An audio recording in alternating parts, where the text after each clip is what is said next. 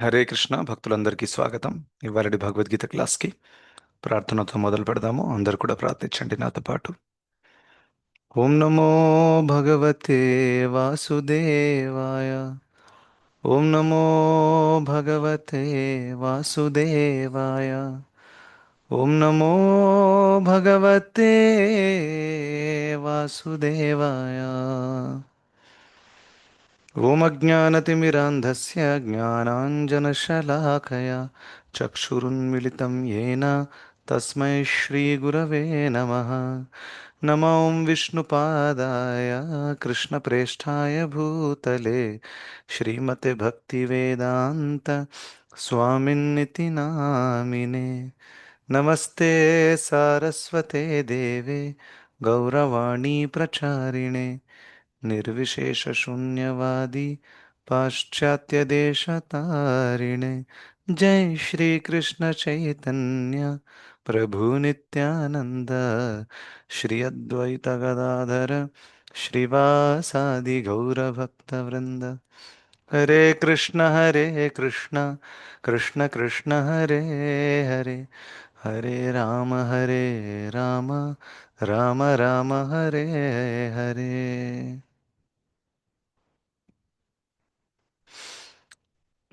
హరే కృష్ణ భక్తులందరికీ స్వాగతం ఇవాళటి భగవద్గీత క్లాస్కి. మనము 17వ అధ్యాయము శ్రద్ధాత్రయ విభాగ యోగము అనేటటువంటి ఒక అధ్యాయం చర్చిస్తున్నాము. అందులో ఆల్రెడీ మనము 15వ శ్లోకం వరకు చర్చించాము, 16వ శ్లోకం కూడా చర్చించాము మనం, రైట్? లాస్ట్ 3 శ్లోకాలు ఏం చర్చించాం మనము? శరీరం యొక్క తపస్సు ఏంటి, వాక్కు యొక్క తపస్సు ఏంటి, మరియు మనస్సు యొక్క తపస్సు ఏంటి. ప్రత్యేకంగా మనస్సు యొక్క తపస్సు గురించి మాట్లాడినప్పుడు చాలా అద్భుతమైన విషయాలు మనం చూసాం. ఏ విధంగా మనః ప్రసాద సౌమ్యత్వం మౌనమాత్మ వినిగ్రహ. సో ప్రత్యేకంగా మౌనము అనే పదము నిన్న మనం చర్చించలేదు. సో మౌనం అనేది ఏ విధంగా మనస్సు యొక్క తపస్య అనే ప్రశ్న రావాలి.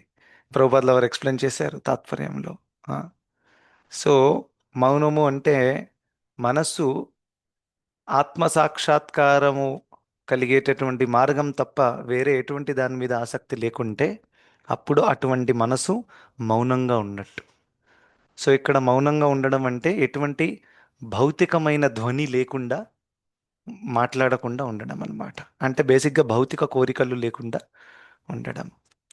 ఆ విధంగా మనసు మౌనంగా ఉండడం అనేది కేవలం మనసు తన యొక్క శక్తిని ఆధ్యాత్మిక విషయాల పట్లనే నియుక్తం చేస్తుంది. అప్పుడు మనసు మౌనంగా ఉన్నట్టు. ఇంకా ఆత్మ వినిగ్రహ అంటే సెల్ఫ్ కంట్రోల్. ఆత్మ మా మైండ్ మనసు పరంగా ఆత్మ వినిగ్రహ అంటే ఏంటి? ఇంద్రియ తృప్తి పట్ల వైరాగ్యము కలగడం, ఒక విరక్తి కలగడం. అప్పుడు మనసు కంట్రోల్లో ఉన్నట్టు. ఎందుకంటే మనసు అనేది ఇంద్రియముల యొక్క లీడర్, అవునా? దీని ఎన్నో ఉపమానాలు శ్రీమద్ భాగవతంలో కూడా ఉంటాయి. సో 10 ఇంద్రియములు ఉన్నాయి, అవునా? ఎవరైనా చెప్పగలుగుతారా 10 ఇంద్రియముల పేర్లు? అన్మ్యూట్ చేసి చెప్పండి.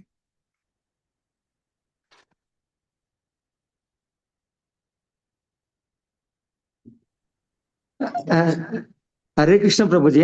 హరే కృష్ణ. దండవత్ ప్రణామం. దండవత్ ప్రణామం. చెప్పండి రవీంద్ర ప్రభు. కాళ్ళు, చేతులు, ముక్కు, నాలుక, ఆహా.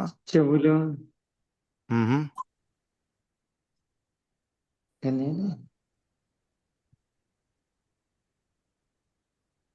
హరే కృష్ణ ప్రభుజీ, ధన్యవాద్ ప్రణామ్. దండవత్ ప్రణామం. ఎస్ ప్రభు. యా, జ్ఞానేంద్రియాలు, కర్మేంద్రియాలు ప్రభుజీ. Very good. జ్ఞానేంద్రియాలు అంటే కళ్ళు, ముక్కు, ఆ, నోరు, చెవులు, స్కిన్. కరెక్ట్. తర్వాత కర్మేంద్రియ అంటే కాళ్ళు, వాక్కులు, చేతులు, దెన్ మన ఉంటాయి కదా మలమూత్ర విసర్జన చేసేటటువంటి Yes, 2 ప్రభు. ద్వారాలు. Hare Krishna Prabhuji. Yes Prabhuji. Yes. Very good. So 10 ఇంద్రియములు. సో ఈ 10 ఇంద్రియములు ఉన్నాయి కదా, ఈ 10 ఇంద్రియములకు ఒక లీడర్ ఉన్నారు. అది 11వ ఇంద్రియం అంటారు దాన్ని. ఆ లీడరే మనసు. సో ఆ లీడర్ అండర్లో ఈ 10 మంది పనిచేస్తున్నారు, రైట్? ఇంకా ఆ లీడర్ చాలా పవర్ఫుల్. ఎలా పవర్ఫుల్ అంటే చూడండి, ఈ 10 ఇంద్రియములు మామూలు విషయాలు కావు. వాళ్ళని కూడా కంట్రోల్ చేస్తుంది ఈ మనసు. అది ఎంత పవర్ఫుల్ ఉంటుందో ఆలోచించండి. అటువంటి మనస్సుని కంట్రోల్ చేయాలంటే ఇంకెంత పవర్ కావాలి? It's not so easy. So అందుకనే ఆ ఇంద్రియాణి పరాణ్యాహుర్ ఇంద్రియభ్య పరం మనః మనసస్తు పరా బుద్ధి యో బుద్ధే పరతస్తు సహా అని కృష్ణుడు భగవద్గీతలో చెప్తారు. ఇంద్రియములు జడ పదార్థం కంటే ఉన్నతమైనవి, మనసు ఇంద్రియముల కంటే ఉన్నతమైనవి, బుద్ధి మనస్సు కంటే ఉన్నతమైనది, ఇంకా ఆత్మ బుద్ధి కంటే ఉన్నతమైనది. This is the hierarchy that Krishna gives ఈ శ్లోకంలో, ఇంద్రియాణి పరాహణ్యాహుర్. సో ఆ విధంగా మనస్సు చాలా క్రిటికల్ రోల్ ప్లే చేస్తుంది, దాన్ని నిగ్రహించడం చాలా ఇంపార్టెంట్. ఈ విధంగా భగవంతుడు మనస్సు యొక్క తపస్సు గురించి చెప్తారు. సో ఇప్పుడు మనము తపస్య త్రిగుణాలలో ఉంటే ఏ విధంగా ఉంటుంది, దాని లక్షణాలు ఏంటి అనేది మనం చూడబోతున్నాం. సో చంద్రశేఖర్ గారు హ్యాండ్ రేస్ చేశారు. ఎస్, మీరు అన్మ్యూట్ చేయొచ్చు. 3 శ్లోకాలు చదవండి, 16, 17 మరియు 18. हरे कृष्ण प्रभु जी दंडवत प्रणाम। హరే కృష్ణ, దండవత్ ప్రణామ్. श्रीमद् भगवद गीता 17.16 मन प्रसाद వన్ सौम्यत्वं minute sorry, 17 you have to read from 17. అది ఆల్రెడీ అయిపోయింది. యా 17, 18, 19 చేయాలి నాన్న. ఎస్. श्रद्धया परया तप्तं तपस्तत्त्रिविधं नरैः अफलाकाङ्क्षिभिर्युक्तैः सात्विकं परिचक्षते। భౌతిక లాభాలను ఆశించకుండా కేవలము భగవంతుని కొరకే మానవులచే దివ్యమైన శ్రద్ధతో చేయబడే ఈ 3 రకాలైన తపస్సులు సాత్విక తపస్సుగా చెప్పబడతాయి. Very good. 18th.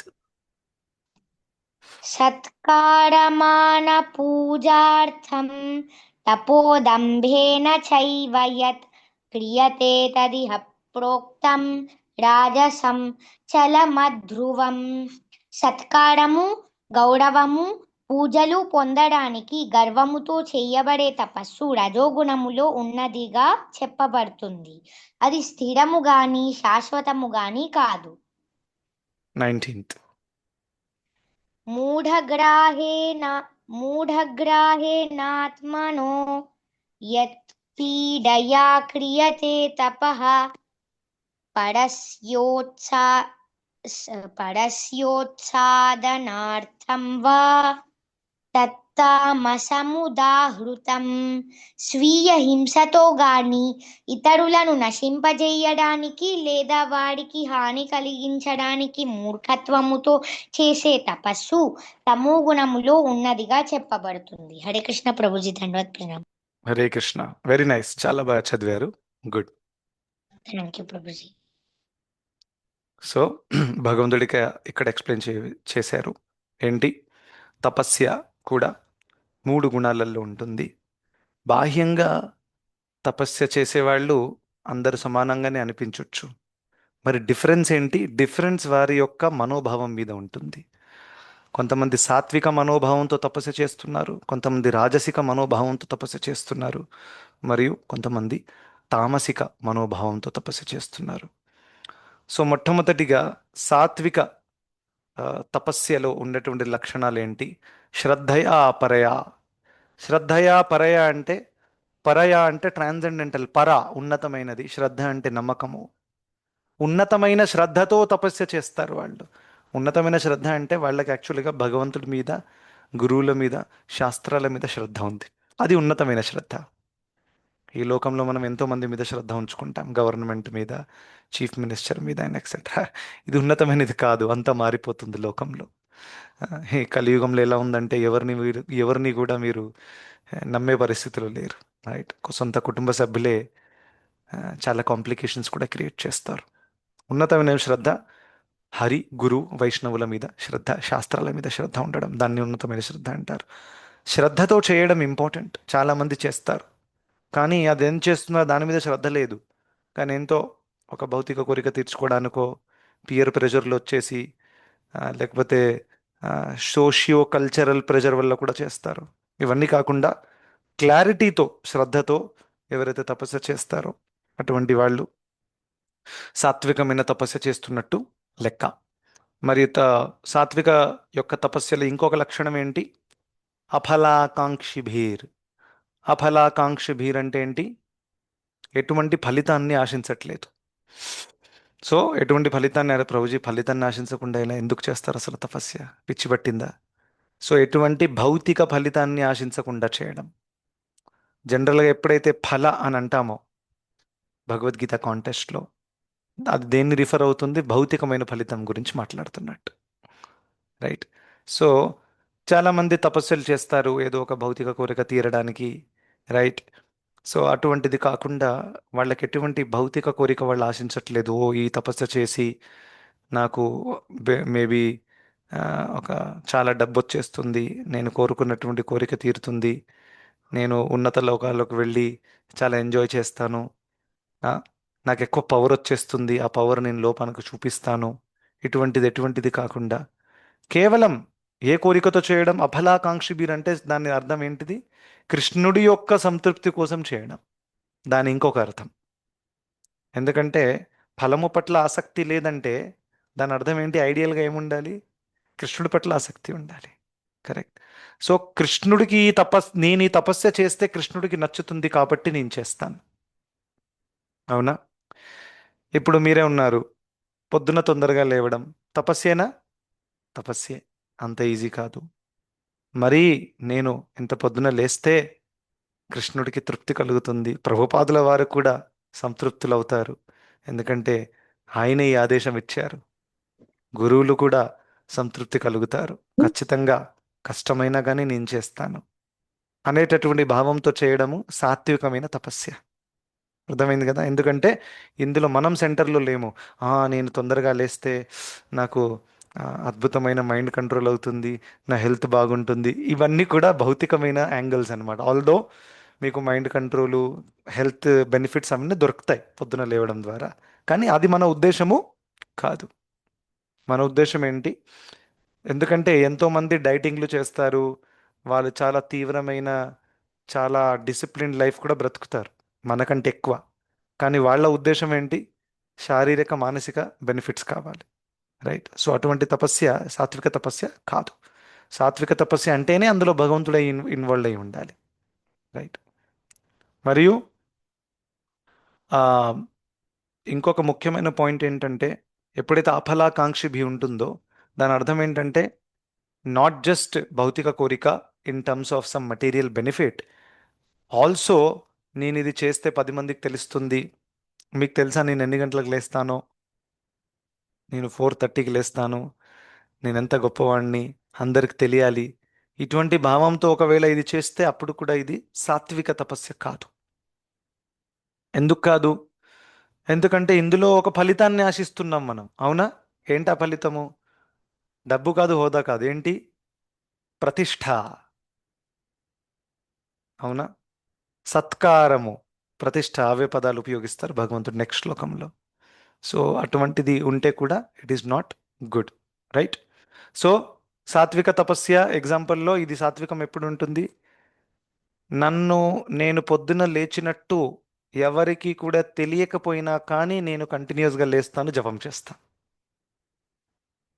This is the mind set we should have. నేను కృష్ణుడి సేవలో చాలా కష్టపడతాను సేవ చేయడానికి, ఎవరికి తెలిసినా తెలియకపోయినా, ఎవరు నన్ను మెచ్చుకున్నా మెచ్చుకోకపోయినా నేను ఇది కంటిన్యూ చేస్తాను. దాని అర్థం ఏంటి? మీరు కేవలం కృష్ణుడిని సంతృప్తిపరచడానికి ప్రయత్నిస్తున్నారు, చుట్టుపక్కన ఉండే వాళ్ళని కాదు. వీళ్ళు నన్ను మెచ్చుకుంటారు, వీళ్ళు నా గొప్పతనం తెలుసుకుంటారు, వావ్ అంటారు, రైట్? సో ఇది సాత్వికమైన తపస్య.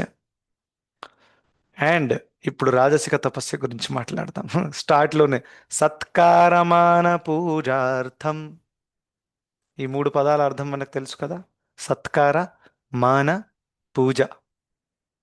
సో చాలా చాలా క్లియర్గా ఉంది ఇది. తో సత్కారము అని అంటే మిమ్మల్ని ఎవరో చాలా సత్కరించాలి, రెస్పెక్ట్ ఇవ్వాలి మీకు, ఎంత గొప్పవారు అని. దాని తర్వాత గౌరవము. ఆ, మాన అంటే గౌరవము. దాని తర్వాత పూజ అంటే మీకు పూజ చేయాలి మీకు, అంటే మీ గురించి కీర్తించి wow you are so amazing, ఆ విధంగా అని అలా చేయాలన్నమాట. సో అటువంటి యొక్క భావముతో ఎవరైతే తపస్య చేస్తారో అటువంటి తపస్య రాజసిక తపస్య. సో అందులో ఏమేం లక్షణాలు ఉన్నాయి రాజసిక తపస్యలో?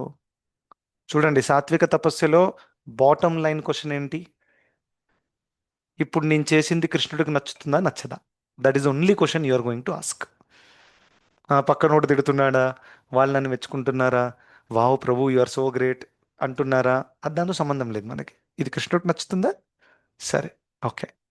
కానీ రాజసిక తపస్యలో ఇంత చేస్తాను కష్టపడి, 10 మందికి తెలుస్తుందా లేదా, నా పేరు ప్రింట్ అవుతుందా లేదా, తెలియాలి నేను ఎంత తపస్య చేశాను అనేది, రైట్? 5 రోజులు ఉపవాసం ఉన్నాను, ఈ వ్రతం చేశాను, అందరికి చెప్పండి. ఆ విధంగా, ఈ విధంగా రాజక రాజసిక తపస్య అనేది ఆ, మొట్టమొదటిగా సత్కార మాన పూజార్థం. రెస్పెక్ట్ కావాలి, గౌరవం కావాలి, మరియు పూజ కూడా కావాలి. సో ఇవి ఆ, ప్రతిష్ఠ అనేది భక్తి సిద్ధాంత సరస్వతి ఠాకూర్ల వారు దేంతో పోల్చారు? పంది యొక్క మలముతో పోల్చారు. అంత హీనమైనటువంటిది అది. ఆ. జడేర ప్రతిష్ఠ శూకరేర విష్ఠ. ఉమ్, సో ఆ విధంగా చెప్తారనమాట. ఈ ప్రతిష్ట శూకరేర విష్ఠ. శూకర్ అంటే పంది అండ్ విష్ఠ మీన్స్ మలము. సో దాన్ని ఎవరైనా క్యారీ చేస్తారా?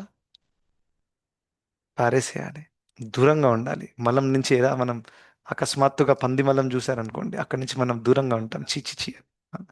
సో ఆ విధంగా ఎక్కడైనా మనకు సత్కార మాన పూజ ఇవన్నీ దక్కుతున్నాయి అనుకోండి, అక్కడి నుంచి దూరంగానే ఉండాలి.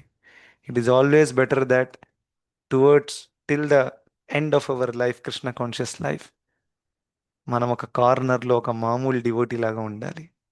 This should be your aspiration. నన్ను ఏదో అందరు తెలుసుకొని నేను లీడర్ అయిపోతాను, ఇంకా అందరికి నేను, this is all. So for seva purpose of course we can do. సేవ కోసం మనం క్లాస్ ఇస్తాము, సేవ కోసం మనం వేరే వాళ్ళకి గైడెన్స్ ఇస్తాం, అది చేయాలి. అది చేయకుంటే ప్రచారమే అవుతుంది. వినమ్రత వల్ల ప్రచారం బ్లాక్ అవ్వకూడదు. వినమ్రత అనేది మనల్ని కృష్ణుడికి దగ్గరకు తీసుకెళ్ళాలి, కానీ దూరం తీసుకెళ్ళకూడదు. లేకపోతే అటువంటి వినమ్రత వైరాగ్యం ఫల్గు కథ్యతే, ఫల్గు వైరాగ్యం అవుతుంది. అవునా? వినమ్రత ఉండాలి, but at the same time మనం చేసే కార్యాలు కృష్ణుడికి, మనల్ని కృష్ణుడికి దగ్గర తీసుకెళ్ళాలి. So for example, Suresh Babu Prabhu ఒక సేవ ఇచ్చామనుకోండి, ఆయన Prabhuji I'm not qualified at all, I don't want to do this seva. So in the name of humility one should not reject the seva. Correct. So humility should take us closer to Krishna. So better version is what? Prabhuji నాకు ఎటువంటి అర్హత లేదు యాక్చువల్గా, కానీ మీరు నా మీద నమ్మి, నన్ను నమ్మి నా దగ్గరకు వచ్చారు కదా, ఖచ్చితంగా ఇది భగవంతుడి ఆయోజన అనుకుని నా ప్రయత్నం నేను చేస్తాను Prabhuji. This is how we should process. అయితే ఆ, ఇందులో పూజా మాన ప్రతిష్ఠ మరియు దీనికి మనకి గోస్వాముల వారు కూడా మంచి ఉదాహరణతో ఎక్స్ప్లెయిన్ చేస్తారు. మనందరి దగ్గర ఒక చిన్న మొక్క ఉంది, అవునా? ఏంట మొక్క? మొక్క భక్తిలత. ఆ, భక్తిలత బీజాన్ని మనకు ఫస్ట్ ఇచ్చారు. ఎవరు? వైష్ణవులు ఇచ్చారు. ఆ బీజాన్ని మనం నాటాము, మరి నాటి దానికి రోజు నీళ్లు పోసాము. ఆ ఆ నీళ్ళేంటి? శ్రవణం కీర్తనం. శ్రవణం కీర్తనం అనేటటువంటి నీళ్లతో బీజానికి పోషణ కలిగిస్తే అప్పుడు ఆ బీజం అనేది ఒక మొక్కగా మారింది, చిన్న చిన్న ప్లాంట్గా తయారైంది. దాన్ని భక్తి లత అంటారు. ఏమంటారు? భక్తి లత. లత అంటేనే అది లేతగా చిన్నగా ఉంటుంది, అవునా? Creeper, creeper. కానీ అది పెద్ద చెట్టు అవ్వాలి, అవునా? మరి అది పెద్ద చెట్టు అవ్వాలంటే ఒక చిన్న మొక్కకి సరే ఇప్పుడు ఆ, లతగా మారిపోయింది, ఇక నీళ్లు పోయడం ఆపేస్తే నడుస్తుందా? నీళ్లు కంటిన్యూస్గా కావాలి, అవునా? అది పెద్ద చెట్టు అయిపోయినా కానీ దానికి నీళ్లు కావాలి. నీళ్లు ఆపేస్తే చెట్టు కూడా ఎండిపోయి చచ్చిపోతుంది. సో దాని అర్థం ఏంటంటే ఈ శ్రవణం కీర్తనం అనే విధానము మనం జీవితాంతం చేయాలి. వన్ షుడ్ నాట్, ప్రభుజీ నేను ఆల్రెడీ అదే భగవద్గీత అదే భాగవతం ఎన్నిసార్లు ప్రభుజీ, ఎన్ని క్లాసులు విన్నాము. సో అలా కాదు, జీవితాంతం మనం చేయాలి. ఇప్పుడు ప్రతిసారి క్లాసులో చర్చించే దాంట్లో ఖచ్చితంగా ఈ విషయం మనం ముందు ఎన్నోసార్లు చర్చింటుంటాం, అవునా కదా? సో మరి అదే చెప్తూ ఉంటారు ప్రభుజీ మీరు. సో నాకు అలా అనిపించేది అనమాట స్టార్టింగ్లో క్లాసెస్ వింటున్నప్పుడు. This point I already heard. Tapasya in three modes, charity in three modes, ఆధ్యాత్మిక జగత్తు భౌతిక విన్నాను ప్రభుజీ. అయితే తర్వాత ఆ రోజు ఇంటికి వెళ్తున్నప్పుడు నా మైండ్లో ఒక ఆలోచన వచ్చింది. శ్రీనివాసు, నువ్వు ఎన్నోసార్లు విన్నావు, కానీ ఎంతవరకు నువ్వు అప్లై చేసావు అది చెప్పు. That is the biggest question that came in my mind. 10 సార్లు విన్న తర్వాత కూడా అప్లై చేయలేవంటే నేను ఎంత దిగజారిన అవస్థలో ఉన్నాను ఒకసారి ఆలోచించండి. రైట్. సో ఆ విధంగా ఇట్ ఈస్ నాట్ అబౌట్ నేను ఇది విన్నాను అంటే, భక్తి అనేది, ఆధ్యాత్మిక జ్ఞానం అనేది కేవలం తెలుసుకోవడం కోసం కాదు, దాన్ని జీవితంలో మనము అప్లై చేయడం కోసం. తెలుసుకోవడం కోసం అయితే సరే, ఖచ్చితంగా మీరు తెలుసుకొని ఉంటారు చాలా విషయాలు, ఇది రిపిటేషన్గా అనిపించవచ్చు. బట్ ముఖ్యమైన మైండ్లో మన ప్రశ్న ఏమి ఉండాలంటే, ఇది నాకు తెలుసు, ఇప్పుడు కాదు నాకు 4 ఏళ్ల నుంచి తెలుసు, కానీ ఎంతవరకు నేను అప్లై చేశాను అనేది ప్రశ్న. ఆ ప్రశ్న ఉంటే ఆటోమేటిక్గా వినమ్రత వస్తుంది. ఆ క్లాస్లో ఇలా కూర్చొని వింటాం, నా గురించే మాట్లాడుతున్నారు, ఇది ముందు కూడా విన్నాను, 10 సార్లు విన్నాను, ఇప్పటిదాకా అప్లై చేయలేదు, ఈసారన్నా విని నేను మారతానన్న నాకు కోరిక ఉంది. This should be our mood, right? So అలా ఉంటే మీరు, దెన్ వాట్ హ్యాపెన్స్, మీ కేవలం చెవులే తెరుచుకోలేవు, మీ హృదయం కూడా తెరుచుకుంది. అప్పుడు ఏమవుతుంది, కథ లోపలికి వెళ్తుంది. హృదయం క్లోజ్ చేసేస్తే కేవలం చెవిలోకి వెళ్తుంది, బ్రెయిన్లోకి వెళ్తుంది, మెమరీలో ఉంటుంది. హృదయం ఓపెన్ చేయాలి. హృదయం ఓపెన్ చేయాలంటే దానికి లాక్ ఏంటి? వినమ్రత. వినమ్రత ఉన్నవాడే హృదయం ఓపెన్ చేసుకొని క్లాస్ వింటాడు. Let's say Subbarao Prabhu class ఇస్తున్నారు, నేను అక్కడ క్లాస్లో వెళ్ళి కూర్చున్నాను, నేను హృదయం క్లోజ్ చేసుకున్నాను అనుకోండి, ఈయన క్లాస్ నేను వినడం ఏంటి? ఆ? ఈయన నాకంటే జూనియర్ కదా, ఆ? నేనే ఈయనకు నేర్పాను కదా. దాని అర్థం ఏంటి? అహంకారం వల్ల నా హృదయాన్ని నేను క్లోజ్ చేసుకున్నాను. అటువంటి సందర్భంలో నాకు ఎటువంటి లాభం రాదు. కానీ నా హృదయాన్ని ఓపెన్ చేసుకొని, అరే ఇంత అద్భుతమైన భక్తుడు, ఆయన చెప్పేది అల్దా కూడా నేను ఒక్కటి కూడా ఫాలో చేయలేదు ఇప్పటిదాకా, ఇప్పుడైనా ఆ క్లాస్ వినైనా మారతాను అని ఒక మంచి హృదయంతో కూర్చుంటే అప్పుడు అసలైన లాభం మనకు దక్కుతుంది, రైట్? సో ఆ విధంగా it is very very important. చూడండి, శుకదేవ్ గోస్వామి క్లాస్ ఇస్తుంటే వాళ్ళ నాన్నగారు, వాళ్ళ నాన్నగారి గురువు గారు, అంటే నాన్నగారు అంటే వ్యాస మహర్షి, నాన్నగారి గురువుగారు నారదముని, వాళ్ళు అక్కడ కూర్చొని క్లాస్ వింటున్నారు. ఏం జరుగుతుంది ఇక్కడ? పరమ వైష్ణవుడైన నారదముని క్లాస్ వినడం ఏంటి? నారదముని ఆ 16 ఏళ్ల బాలుడి క్లాస్ వినడం ఏంటి? ఆ బాలుడు కూడా నిన్నగాక మొన్న పుట్టాడు. అంటే పుట్టి అడవిలోకి వెళ్ళిపోయాడు, మళ్ళీ వచ్చాడు. ఏం ట్రైనింగ్ ఉందని? ఎస్. సో అలా అనుకోలేదు. దే అండర్స్టూడ్ దాట్ ఈయన భాగవతోత్తముడు, అవునా? సో ఆ విధంగా మనం ఎప్పుడు కూడా ఓపెన్ మైండ్తో వినాలి, వేరే వాళ్ళని జడ్జ్ చేయకూడదు. జడ్జ్ చేస్తే మన మనసులో అపరాధం అయిపోతుంది. ఎప్పుడెప్పుడు మనకి కొంతమంది స్పీకర్ల క్లాసులు నచ్చకపోవచ్చు, నచ్చకపోవచ్చు అంటే అంత ఇన్స్పైరింగ్గా అనిపించకపోవచ్చు, విచ్ ఇస్ ఫైన్. అంత ఇన్స్పిరేషన్ లేకపోయినా కానీ సర్కమ్స్టాన్షియల్గా మీరు ఆ క్లాస్లో కూర్చోవాల్సి వస్తే you should sit with open heart. కానీ ప్లాన్డ్ వైజ్ మీకు ఎక్కడైతే ఇన్స్పిరేషన్ దక్కుతుందో అదే క్లాసులు వినండి ప్రైమరీగా, provided you're listening to Prabhupad. దాంతోపాటు మీరు రాధేశ్యామ్ ప్రభు క్లాసెస్ వింటే మీకు చాలా ప్రేరణ కలుగుతుంది, వినండి. కానీ మీరు టెంపుల్కి వచ్చారు, అక్కడ వేరే ఎవరో క్లాస్ ఇస్తున్నారు, మీకు అంత ఇన్స్పైరింగ్ అనిపించట్లేదు, but still because you're in the temple and you're suppose to attend Bhagavatam class, you should sit there with open heart.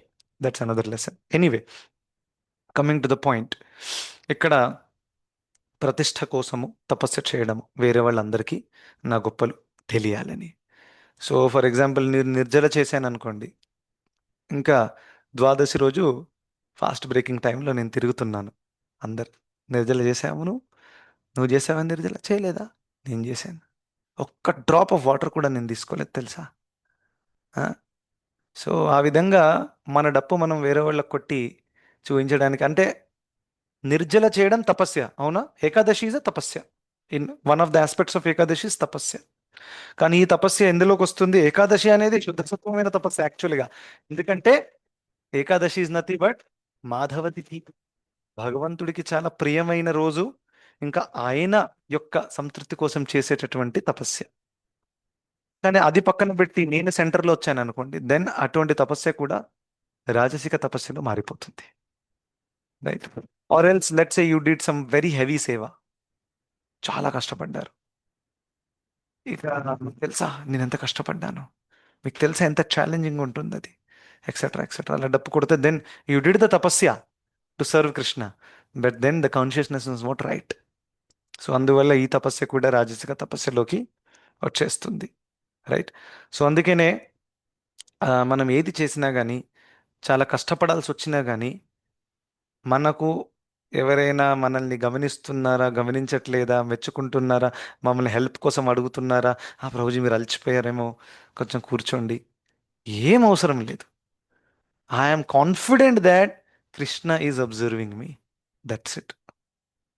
భగవంతుడు నన్ను చూస్తున్నారు, నేను చేసే కష్టము, నాకు కారే నా చెమటలు ఇవన్నీ కూడా కృష్ణుడికి తెలుసు.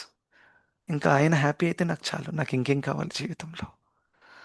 So we're living for Krishna. So అందుకనే ఇవన్నీ కూడా ఫౌండేషనల్ కాన్సెప్ట్స్ తెలుసుకోవడం చాలా ఇంపార్టెంట్. ఇందులో పెద్ద పెద్ద వాళ్ళు కూడా చిక్కిపోతారు. It is not easy. Right? So అందుకనే ఇది మన సౌభాగ్యము, మనం ఇటువంటి విషయాలు అద్భుతంగా డీటెయిల్గా చర్చించే అవకాశం మనకు కలిగింది. So that we have the right mind set. దాని తర్వాత తామసిక తపస్య. సో తామసిక తపస్య అంటే పిచ్చితనంతో కూడిన తపస్య, శాస్త్రంలో లేనటువంటి తపస్య. కొత్త కొత్త సృష్టిస్తారు కదా. ఇంకా మనల్ని మనం టార్చర్ చేసుకునేటటువంటి తపస్య, మనల్ని మనం టార్చర్ చేయడము, వేరే వాళ్ళను కూడా టార్చర్ చేయడము. ఉమ్. సో దీనికంటే ముందు మనము ఆ రాక్షసులు చేసే తపస్య గురించి ఒకసారి చర్చించాం, మీకు గుర్తుంటుంది. వాళ్ళు ఏ విధంగా ఆ, వారిని వారు హాని కలిగిస్తారు. ఆ, సో దానికి ఉదాహరణలు కూడా ఇచ్చాను నేను, ఏ విధంగా కొంతమంది కొన్ని రిచువల్స్ ఉంటాయి ఇండియాలో కూడా మనం చూస్తాము, ఎక్కడైతే చాలా చాలా భయంకరంగా శరీరానికి, ఫర్ ఎగ్జాంపుల్ ఒక చోట చూసాను, ఇట్స్ ఫెస్టివల్ అన్నమాట. మొత్తం అక్కడ ఆ, భగ్గున మండేటటువంటి ఆ, ఏమంటారు, కోల్, బొగ్గు బొగ్గు బొగ్గు వేశారు, వేడి వేడిగా ఉంది. సో వీళ్ళ రిచువల్ తపస్సు అంటే ఆ బొగ్గు మీద నడవాలి వాళ్ళు. సో అక్కడ అందరు వస్తున్నారు, బొగ్గు మీద ఇలా మెడలో ఇలా నిమ్మకాయల మాల వేసుకున్నారు, ఇవన్నీ వేసుకున్నారు, బొగ్గులో నడుస్తున్నారు అనమాట. సో బొగ్గులో నడిచే ప్రక్రియ శాస్త్రంలో ఎక్కడుంది? It's a big question. బొగ్గులో నడవడం ద్వారా శుద్ధీకరణ ఎలా అవుతుందండి? కాలు కాలుతుంది కానీ, అవునా కదా? సో ఇవన్నీ కూడా సెల్ఫ్ క్రియేటెడ్ ఇమాజినరీ తపస్యలు ఇవన్నీ, బొగ్గు మీద నడవడము. ఇంకోటి నేను చూశాను ముంబైలో, దీన్ని ఆ, ఆ, ఇలా ఒక సువ్వ ఉంటుంది, ఇలా కుచ్చుతారు ఇక్కడి నుంచి ఇక్కడికి, ఇలా కుచ్చుకొని వాళ్ళు ఇలా నడుస్తారనమాట. కొంతమంది ఇలా వేలాడతారు మీద, ఆ సువ్వ ఇలా వీపుకుండే చర్మానికి ఇలా తగిలిస్తారనమాట. సో ఇవన్నీ కూడా just destroying one self and creating trouble for others also, ఇటువంటి తపస్య ద్వారా. సో అందుకనే ఇది తామసిక తపస్య అంటారు. దీని ద్వారా మనకి నష్టం కలుగుతుంది, ఇంకా వేరే వాళ్ళకి కూడా నష్టము కలుగుతుంది. ఇంకా వాళ్ళని మీరు అడిగారు అనుకోండి, అరే ఇలా చేయకూడదండి, నేను చేస్తాను, నాకు ఇష్టం. సో అక్కడ కూడా అహంకారం ఉంటుంది. రజోగుణం తమో గుణంలో the ego is the centre principle. Right? కనీసం రజోగుణంలో ఉండేవాడు ఏదైనా మీనింగ్ఫుల్ చేస్తాడు. మీనింగ్ఫుల్ అంటే అట్లీస్ట్ శాస్త్రంలో ఉన్నటువంటిది చేస్తాడు, ఏదో ఒక ఫలాన్ని కోరడానికి, డబ్బు కావాలి, at least is clear with the goal. Goal క్లియర్గా ఉంటుంది, నాకు డబ్బు కావాలి, నాకు ఇది కావాలి. కానీ తమోగుణం వాడికి ఆ, చేసేది కూడా అథెంటిక్ కాదు, గోల్ కూడా క్లియర్ లేదు. ఎందుకు చేస్తున్నామంటే తెలియదు, ఏం కావాలంటే తెలియదు, కానీ చేయాలి. సరే చేయకండి, ఎలా ఆపేయండి, అని ఆపను, నా ఇష్టం, అహంకారం. రైట్? సో ఆ విధంగా ఏదేదో ఇమాజినరీ తపస్సులు చేసి వారి జీవితాన్ని వాళ్ళు పాడు చేసుకుంటారనమాట. సో అందుకనే మనము కూడా మన సౌభాగ్యము. ఆల్రెడీ కలియుగంలో తపస్సు అంటేనే డిఫికల్ట్, చెయ్యరు. సో మనకు కృష్ణ చైతన్యంలో చాలా బేసిక్ తపస్సులే ఉన్నాయి. పొద్దున లేవడం, 16 మాలలు. 16 మాలలు చేయడం తపస్సే కాదు. జనరల్గా 16 మాలలు అటెంటివ్గా చేయడం తపస్య. ఒక 3-4 రౌండ్స్ తర్వాత మైండ్ టైర్డ్ అయిపోతుంది ఒకవేళ మీరు అటెంటివ్గా చేస్తే ఇనీషియల్ స్టేజ్లో. అందుకే ఇంకా చాలా అటెంటివ్ అయిపోయింది. ఇప్పుడు కొంచెం మల్టీ టాస్కింగ్ చేద్దాం, మెల్లిమెల్లిగా మాల కూడా ఫినిష్ అయిపోతుంది. ఇటువంటి ఐడియాస్ వస్తూ ఉంటాయి మైండ్లో. So which is very dangerous. ఎంత అలసిపోయినా ఏదైనా కానివ్వండి, ప్రయత్నం చేస్తుండాలి. యతో యతో నిశ్చలతి మనశ్చంచలమస్థిరం తతస్తతో నియమ్యేతాత్ ఆత్మన్యేవ వశం నయేత్. మళ్ళీ మీ వశంలో మనం తీసుకురావాలి. ఎందుకంటే మనసు స్వభావమే అటు ఇటు వెళ్ళిపోవడం. సో ఇటువంటి తపస్యలు, బేర్ మినిమం ఆధ్యాత్మిక తపస్యలు మనం చేస్తే మన శుద్ధీకరణ అవుతుంది. దీన్ని దివ్యమైన తపస్య అంటారు. తపో దివ్యం పుత్రక ఏన సత్వం చ శుద్ధేత్. అంటే ఈ దివ్యమైన తపస్య ద్వారా ఏమవుతుంది? హృదయ శుద్ధీకరణ అవుతుంది. గుర్తుపెట్టుకోండి. ఇదేదో టైంపాస్ కోసం why you're getting up at 4 o'clock, why you're doing 16 rounds, why you're following Ekadashi అని అంటే ఇదంతా అవసరమా? ఆ, నువ్వు కొంచెం 2 గంటలు ఎక్స్ట్రా పడుకుంటే దేవుడు ఫీల్ అవుతాడా అని అంటారు కొంతమంది. దేవుడు ఫీల్ అవ్వరు, కానీ నా చైతన్యము దిగజారి ఉంటుంది. బ్రహ్మముహూర్తంలో లేచి నేను అద్భుతంగా జపము చేస్తే, ఆ తపస్సు గనక స్వీకరిస్తే హృదయ శుద్ధీకరణ అవుతుంది. దేవుడికి దీంతో ఏం డిఫరెన్స్ ఉంది చెప్పండి? నేను లేచినా లేవకపోయినా Krishna is atmaram, makes no difference. ఇది చేసేది నేను నా కోసం, నా శుద్ధీకరణ చేసుకుంటే అప్పుడు నేను నా మానవ జీవితాన్ని సార్థకం చేసుకోవచ్చు. So that is the reason why we are taking this tapasya for our own purification. Okay, so ఇవి 3 రకాల తపస్యలు. Thank you so much. Hare Krishna. So I can take one question in case of somebody has.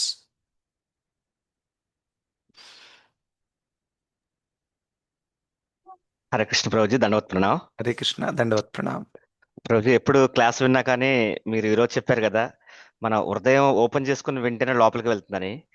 నాకు తెలియదు, ఏ క్లాస్ విన్నా ఏం చదివినా కానీ ఈ రోజు భాగవతం చదువుతుంటే ఏదో నారదముని నాకు చెప్పినట్టుగా ఫీల్ అయ్యాను అనమాట. నేను ఎప్పుడు అలా చదువుతూ ఉంటాను నేను. నాకు అందుకే ఒక్కోసారి టైం ఆపలేను, అంటే ఆపకుండా చదువుతానే ఉంటాను ఒక 1/2 hour 1 hour. That's nice. Class వినేటప్పుడు కూడా అలా అనుకోకపోతే ఆ క్లాస్ విన్నా కానీ ఉపయోగం ఏముంటుంది ప్రభుజీ? ఎందుకంటే వింటాము వెళ్తాము. నేను ఇదే ఎగ్జాంపుల్ మా క్లాస్లో కూడా చెప్తాను. ఏముంది ప్రభుజీ, మీరు క్లాస్ చెప్పారు, నేను విన్నాను, మీ దారి మీద నా దారి, దీనికోసమే క్లాస్ వింటున్నావా అని చెప్పి ప్రతిసారి ఇది మెన్షన్ చేస్తూ ఉంటాను అనమాట. అంటే దానికోసం కాదు, మన ఆచరణ కోసమే వింటున్నాము. వినడం వల్ల ఉపయోగం ఏముంది ఆచరణ అని ప్రతి క్లాస్లో అలా చెప్తూ ఉంటాను ప్రభుజీ నేను. వెరీ గుడ్, చాలా మంచిది. అండ్ ఎక్కడైతే అబ్జార్ప్షన్ ఉంటుందో అక్కడ సమయం ఏర్పడదు. అండ్ ఒకవేళ నేను రీడింగ్ చేస్తున్నాను, హియరింగ్ చేస్తున్నాను, ఊకే టైం చూస్తున్నాను అనుకోండి, ఎప్పుడు 15 minutes రీడింగ్ అయిపోతుంది, 20 minutes అయిందా, then it means we are not absorbed. అబ్జార్బ్డ్గా ఉంటే you will go on for hours and hours. అరే 2 గంటలు అయిందా, క్లాస్ ఇప్పుడే అయిపోయిందా అని ఫీలింగ్ వస్తుంది. So that is the absorption that is needed. చాలా బాగా చెప్పారు. Very good Prabhu, thank you so much. Will stop here.